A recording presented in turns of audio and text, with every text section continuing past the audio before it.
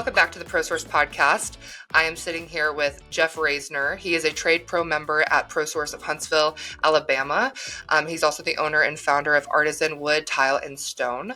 Artisan Wood, Tile, and Stone is a wood and tile contracting company that works with both homeowners and contractors to design and build amazing spaces. From full kitchen or bathroom remodels to small repairs, they do it all. Jeff, thank you so much for joining me today. Thanks for having me. Today, I just want to spend some time talking with you, getting to know your business and what you do. So first, I want to just know a little bit about your story of Artisan Wood and Tile. I know you've been in the construction industry for over 25 years, and you have many certifications and classes within that experience. If you don't mind just sharing how you got started and how the business has grown or changed over time. Sure. It really started at shop class in school. So once I found out that something like that you could get paid for, so it was fun and everything, and other guys in my classes were branching off from building trades and actually going to work doing that kind of a thing. That was very exciting for me. So my very first job was working as a house painter in a summer in 1990. And so after graduating, I ended up working for another crew that did a little bit of everything. It wasn't just house painting. It was carpentry work and the flooring side of it. And seeing the specialization that was needed for some of the trades instead of just being that jack of all trades, I ended up starting my own business in the late 90s, and then here we are. And so it's just been a culmination of trying to specialize and be the correct person for that job. I'm not the right person for every job, but I am that one that has the years behind that can see the problems before they happen and also be able to solve them after they have. I know you talked about when you first started being at a position where you wanted to branch out and get certified in a lot of different areas.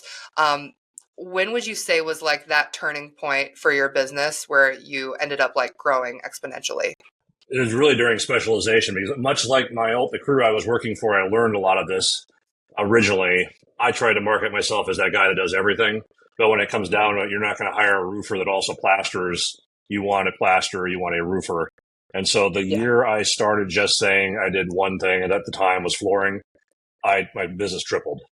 So, oh, cool. And that's one of those things too that I also started. That's about the time I started going to classes, taking those accreditations so that I was learning the right way of doing things, not someone else's bad habits. Yes, absolutely. And throughout having the business, just curious, when did you get in contact with ProSource, or when did that partnership start? I was actually contacted with ProSource. A local company had bought the flooring store we were working out of years ago, and I didn't work with them very well. And I moved to Huntsville years ago, and I had a bunch of different contractors say, I need to come over and say hi to ProSource. And finally, one contractor just told me, what do you got to lose? So I went, and then it turns out someone I knew worked there from another store. And so I've been with ProSource for 3 or 4 years now, and it's been fantastic. Cool. That's awesome. That's good to hear. Have you used any strategies that has helped bring in new clients or keep the business growing? Has there been anything with your business that you've seen work for it? Yeah. So I've been doing this on my own for just almost 20 years. Well, yes, almost 20 years. And I've seen things come and go. You don't know if advertising works. How can you really prove that? I end up having a contractor that I went to high school with recommend is a man named Tom Reber with Contractor Fight that does contractor counseling. Spoke with him, and there's another guy down in Florida, Luke Miller, with Tile Money that tries to help you manage the business side of everything. And with their help, getting a website, beyond social media, have a website presence that can actually drive people to even your social media. You can have all your photos, you can upload your photos all the time, but it's good to have in this day of mobile phones being able to find someone at the drop of a hat, especially during a Google search.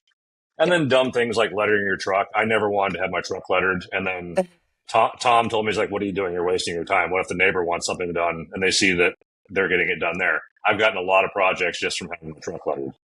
So yeah, absolutely. It's like a mobile advertising, wherever you go, you're advertising yourself. That's a good point. I could see why maybe you didn't want to do that at first, though. Was there a specific reason why you didn't want to have your truck lettered? What if you cut somebody off? And also, I don't love having my clients know where I live, even though I know where they live, and just having that set outside all the time. But once I got over that, it's huge. I mean, I've gotten jobs specifically. They said that they had this neighbor that everything's well put together and impressive. And they saw that I was working in there, and that's how they got my number, was off my truck. Yeah, So that's it interesting. works. Have you ever, just out of curiosity, I know like my parents just had their roofing done, and the roofing company that they worked with offered them a discount if they put their sign, like their yard Hmm. sign in front of their house. Have you ever tried anything like that? We've put the yard signs out. I haven't got a big response from that. Gotcha. Usually it's because on a project, I'm usually there for as long as a month. And so my truck is out there, people see it. So then they end up, It's kind of the same thing. they know what's going on. Yeah. Yeah, A absolutely. lot of times at a project right now, we have a yard sign on that we just finished back in March, and I need to go pick that up. But who knows? It's good for brand awareness. No, absolutely. I really didn't realize that businesses did that until that happened to my parents. And I'm like, wow, that's actually really smart. And my parents were so quick to say yes because they're Oh, like, oh, you're sure. giving me $500 off to keep it out here for, I don't know, however many months. Like, totally, I'll do it. Yep. Yep. And also going off of your website does look good. This is where Well, I thank you. found a lot of information going into this podcast. I Well, know my, sometimes with contractors, it's hit or miss because obviously like it's not at the forefront of maybe what you're thinking about from your business. It's kind of like an afterthought, but your mhm. website looks really good. Well, thanks. That is because it's built by a floor installer. So someone that actually came from that industry Yeah, knows what we need. yeah, So I had a website in the 2000s that got no traction. And so even when this came up again to have another one, I'm like, I yeah. just don't know. And so within a month of having it, sold my first job that was able to pay for that website. So I get a lot of interaction with that. So it's totally worth it. Yeah, absolutely. And like you said, having someone that's also not just savvy with the design of the website and coding it, but also someone that knows the industry. I think that's a huge help Yep. too.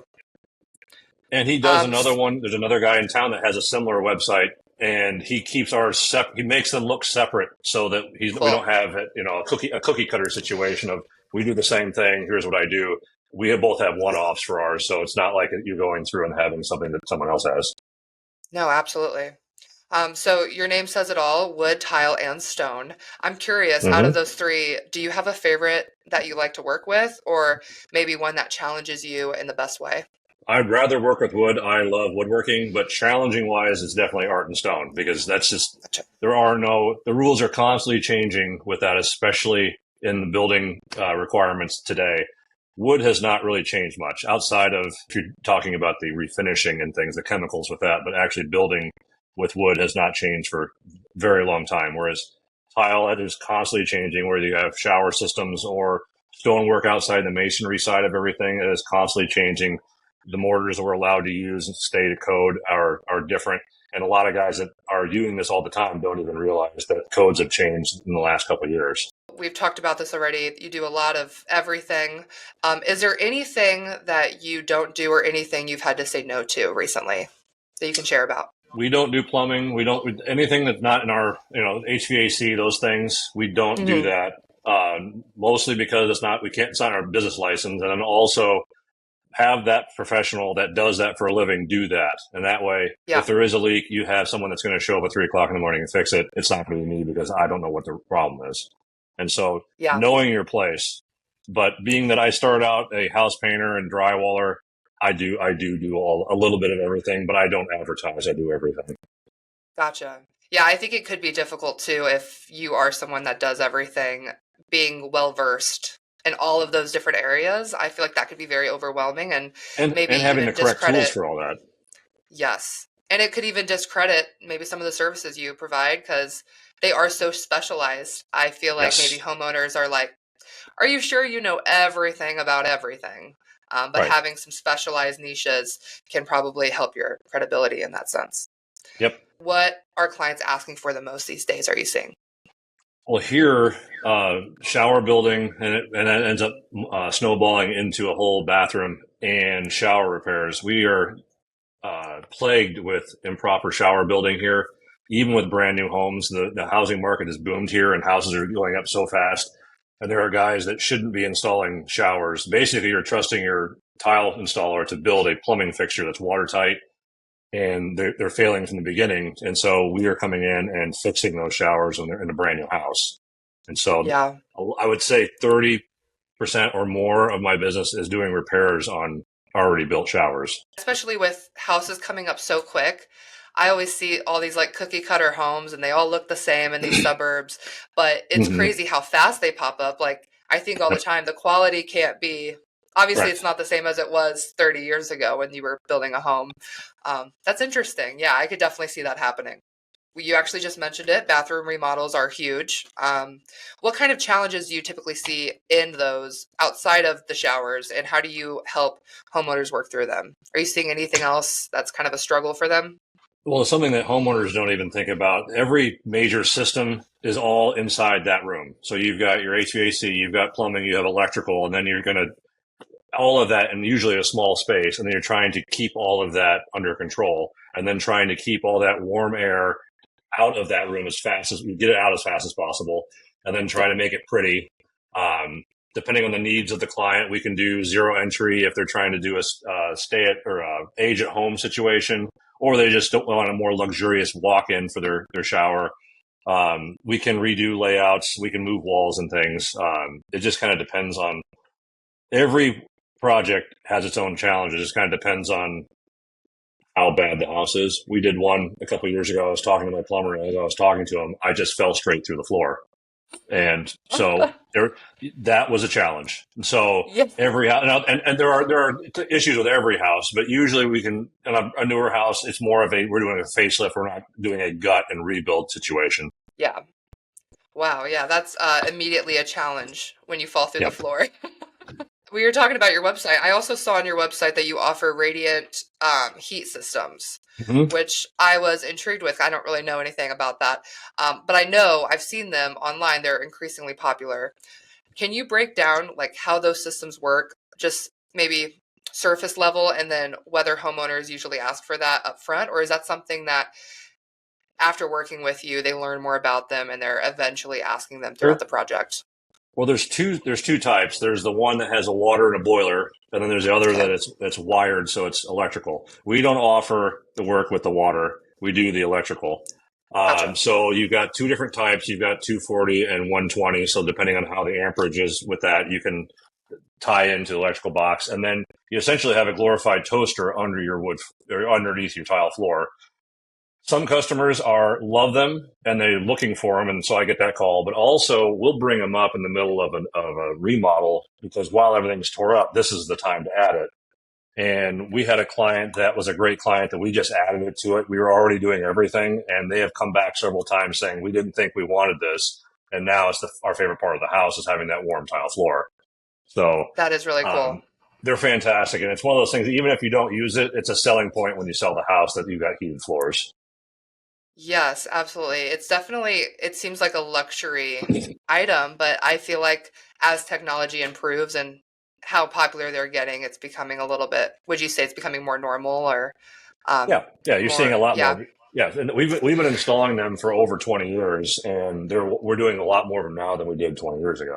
Okay, It cool. seemed like an extravagance 20 years ago, and now Yeah, like everything with larger TVs, everything just gets a little cheaper and a little easier to access, and so yeah, everybody can have it now. yes.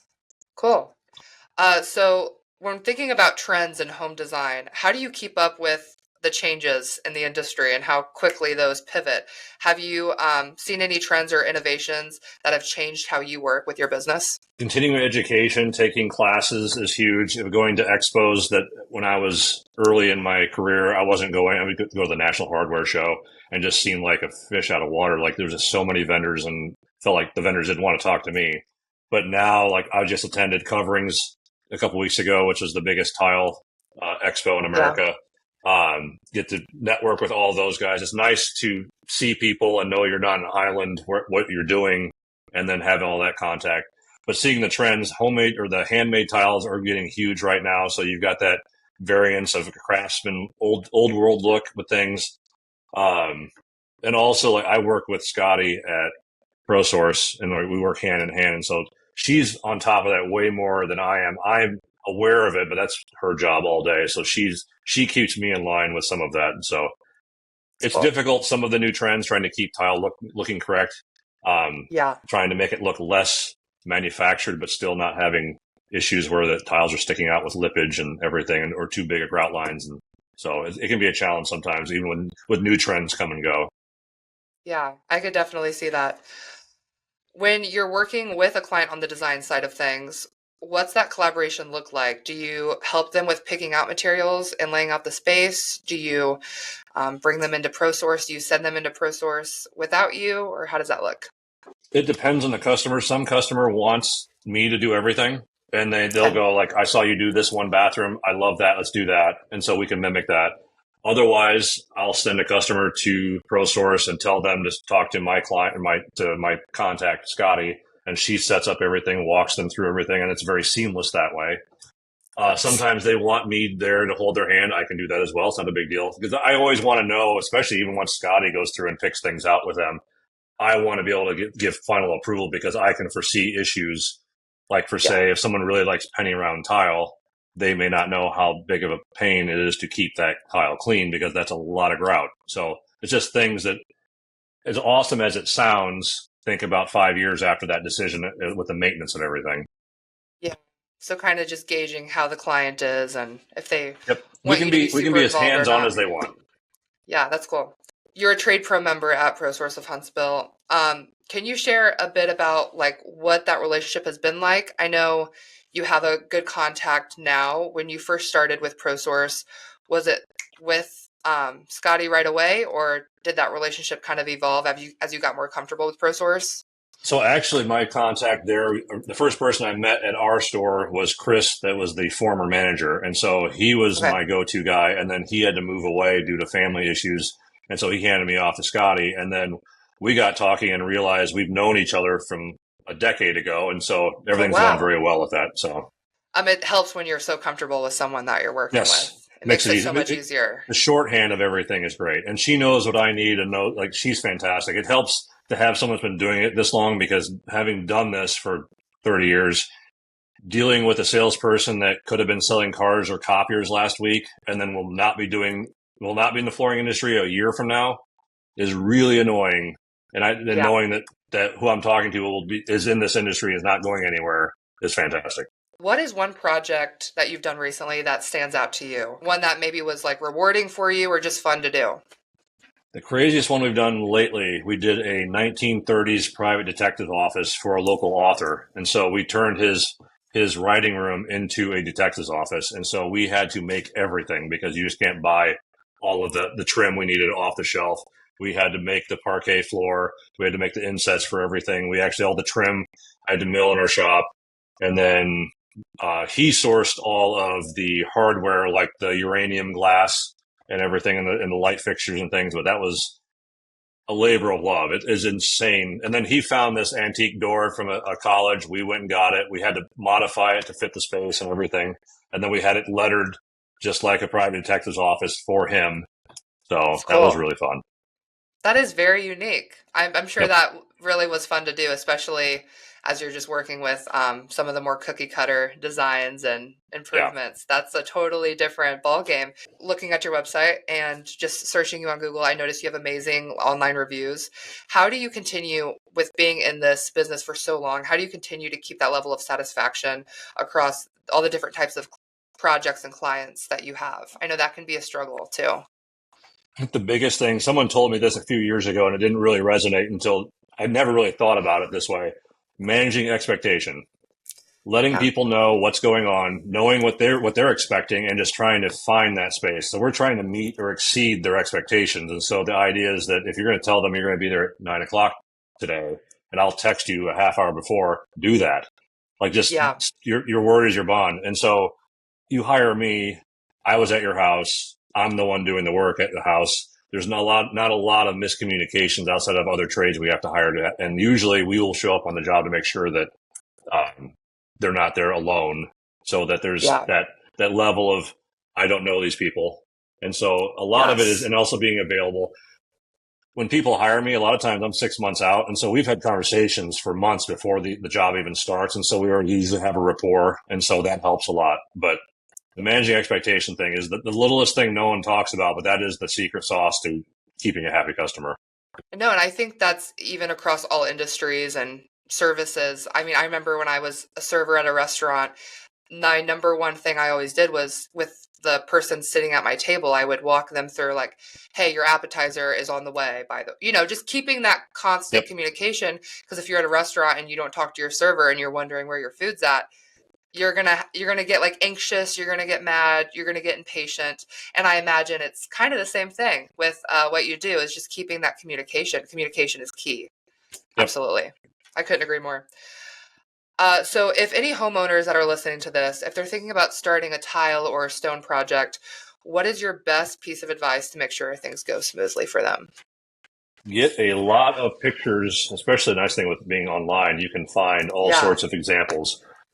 We have a lot of success with people finding those on our own Instagram or something like that. But if they bring photos, bring contradicting photos, like tell me you like this and also like this, because once we show up to take a look at everything, something may not work, but we can still echo those design cues. That helps. Also be patient. Construction, the mantra with construction is hurry up and wait. Things will get behind schedule. Getting on someone's yeah, schedule takes time. And then once the job starts, especially with remodeling, once everything gets open, you're going to find something. And then the best yeah, case, you don't find anything and everything goes very, very smooth. But just yeah, knowing you be patient. And if you hire the right guy, they'll be very, they'll use good communication skills and keep everything clean. That's the other thing, keeping things clean. yes. So Yeah, and I think like word of mouth too, finding other people that have worked with certain contractors who absolutely. they recommend. Because I know like we talked about Google reviews, but I know in recent years it's like maybe it's with AI, but sometimes it's hard to trust what you see online now. Like just because Absolutely. someone has a good review, you're like, is this a real review? Is this a bot that made this review? Is this the contractor, whoever that made this review themselves? So I think going back to word of mouth or going to a local pro source and seeing who they Absolutely. recommend is a good starting point too. The last question I have for you, Jeff, is looking ahead at the rest of this year and at your business. Do you have any like big goals or exciting projects that you maybe not have started on yet, but you're looking forward to starting on? Well, we've got more continuing education this year. I have to do more classwork for my inspections side of my business. But also, I've joined the Artisan Revolution and Tile movement, which is a bunch of tile installers that are trying to bring art back into tile setting. And so we recently passed a class last year on mosaics. And so I hope to take another mosaic class this year and start getting more into that. We've got a repair job in the city of Huntsville that wants to have something fixed, and we're trying to figure that out right now, and they're planning on using me. So I'm hoping to do that with them. But just It's moving exciting. forward with the super specialty niche of that, looking to do that this year. Yeah, mosaics are huge right now. And a lot of people are trying to be bold and different while also still being functional. Not being, some people don't want to be too bold, but they still want to dip their toes in the trend of being bold, which I think mosaics are perfect for. That's very Yep. exciting. Thank you so much for joining me today. It was great having you on and just learning about your business and everything you do. If anyone wants to work with you and if they're in the Huntsville area, how can they find you? Go to our website, Okay. artisanwts.com. There's a contact page because then I can get all your information in the event that you call the office and then just leave a message. Otherwise, our phone number is 256-697-0001. Thanks so much. You have a great rest of your day. Thank you for carving out time for this. Of course. Thanks for having me. Thank you. Thank you for joining us today on the ProSource podcast. Please like and subscribe to us wherever you get your podcast. Also, follow us on social media, check out our website at ProSourceWholesale.com, and visit your local ProSource Wholesale showroom for all of your home remodeling needs.